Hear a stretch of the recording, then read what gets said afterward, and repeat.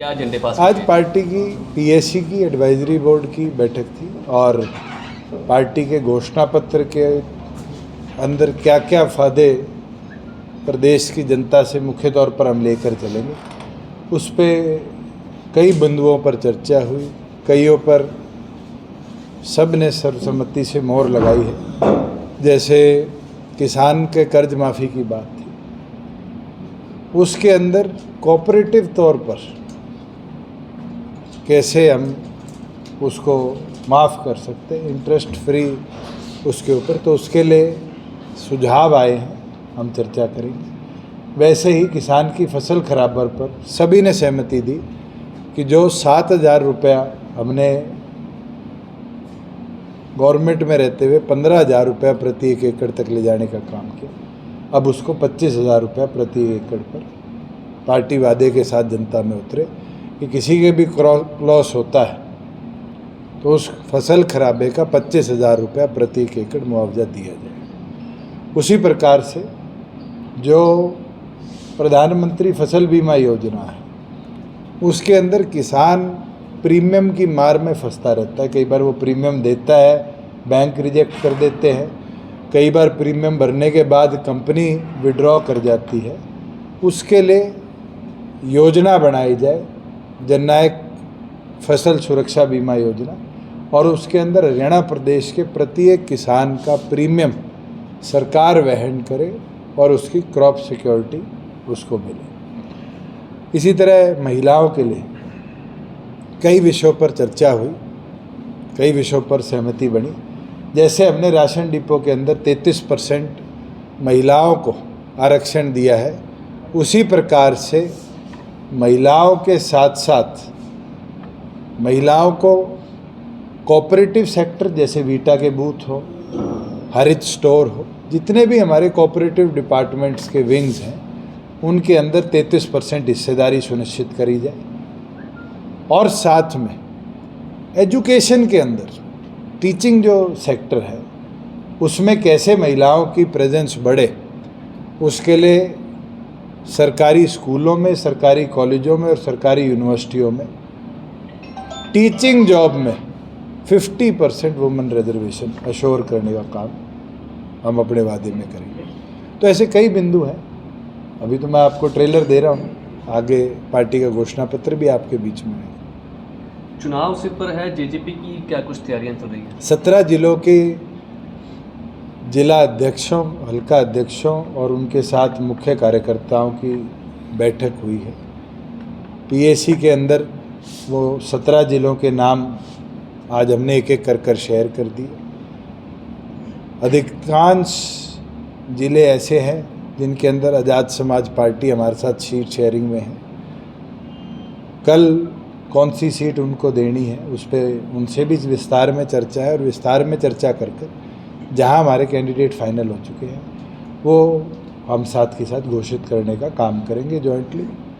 बचे, क्योंकि 5 जिले हमारे बचे हैं जिनके मुख्य साथियों से भी चर्चा होनी है, तो कल उसका भी समय रखा हुआ है। जैसे ही चर्चा हो जाती है, 22 जिलों की एक लिस्ट दोनों पार्टियों की संयुक्त तौर पर हम रिलीज़ करने का कल शाम तक काम करेंगे। बीजेपी का आरोप है कि जेजेपी के लगभग सभी विधायक पार्टी छोड़ गए हैं, जेजेपी अब खत्म हो गई है। आरोप क्या है? बीजेपी तो आज दिखती है किस हालात में है। बीजेपी 400 पार की बात करती थी, 250 पे आ गई, और 250 पे आने के बाद आज हमारे लोगों को उधार में लेके जा रही है। नहीं ले रही हो तो बताओ। पिछले 2 दिनों में 6 लोग हमारे संगठन के उनने लिए हैं जिनको आश्वस्त किया कि तुम्हें चुनाव लड़ाएंगे। इसका मतलब तो बीजेपी अंदर से खोखली थी। और मुख्यमंत्री की हालत कैसी है? कटी पतंग की तरह है। तीज वाले दिन जब पतंग कट जाती है तो उसको ये नहीं पता वो कहाँ जाके गिरेगी।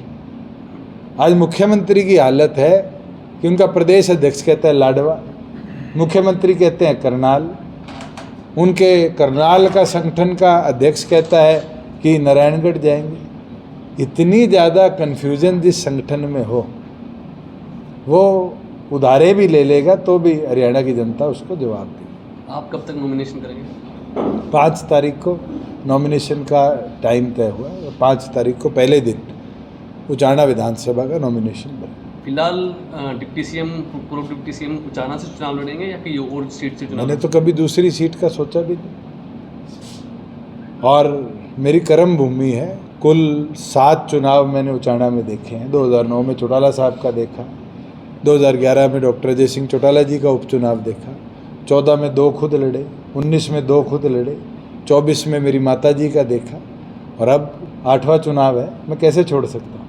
जो प्यार उचाना ने दिया है, मुझे नहीं लगता कि मैं वो एहसान फरामोश सोच का आदमी हूँ जो मैदान छोड़ के भाग। वीरेंद्र सिंह का कहना है कि दुष्यंत जो मर्जी कर दें उसको हरा के भेजेंगे। चलो, वीरेंद्र सिंह ये तो मान गया 4.5 साल बाद कि दुष्यंत मैदान नहीं छोड़ रहा। वो तो ये कहते थे बारी बारी कि दुष्यंत मैदान छोड़ेगा, दुष्यंत उचाना छोड़ेगा। उनका गला बिठाया नहीं बिठाया मैंने, और मैं तो वहीं खड़ा हूँ। जनता उनको उचाना छुड़वा दी। उचाना को लेकर वैसे आपने एक नया नारा दिया आज। वो जीतेगा उचाना तो जीतेगा हरियाणा ही, और बिल्कुल सही बात है। अगर जननायक जनता पार्टी की सरकार बनेगी, उसके अंदर अहम योगदान उचाना करेगा। बीजेपी का कहना है कि जेजेपी के साथ गठबंधन करके काफ़ी नुकसान हुआ, जिसका रिजल्ट लोकसभा में मिल गया। मिल भी गया, और अब हालात ये है कि उनके तो संगठन के लोग टिकट मांगना छोड़ गए। खुद देखो, बराड़ा जी टिकट मांगा करते थे, छोड़ नहीं गए मैदान, इसने बबली ने ले गए। कैप्टन अभिमन्यु टिकट मांगा करते थे, रामकुमार गौतम ले गए। इनका संगठन मंत्री पिछली बार चुनाव लड़के हारा था, आज वहाँ जोगीराम ले गए। और तो और आशा खेदड़, सीमा गैबीपुर सारी मैदान छोड़ गई, तो अनूप ले जाना पड़ा। ये हालत तो थी कि जिनको हमने चुना था, जिसको हमने सम्मान देकर विधायक बनाया था, आज बीजेपी को वो भी उधारे लेने पड़ रहे। सर, देवेंद्र बबली पहले कांग्रेस की एक मीटिंग के अंदर दिखाई देते हैं और अब बीजेपी ज्वाइन कर ली है। उनसे पूछो कि 2 दिन में हृदय परिवर्तन कैसे हुआ।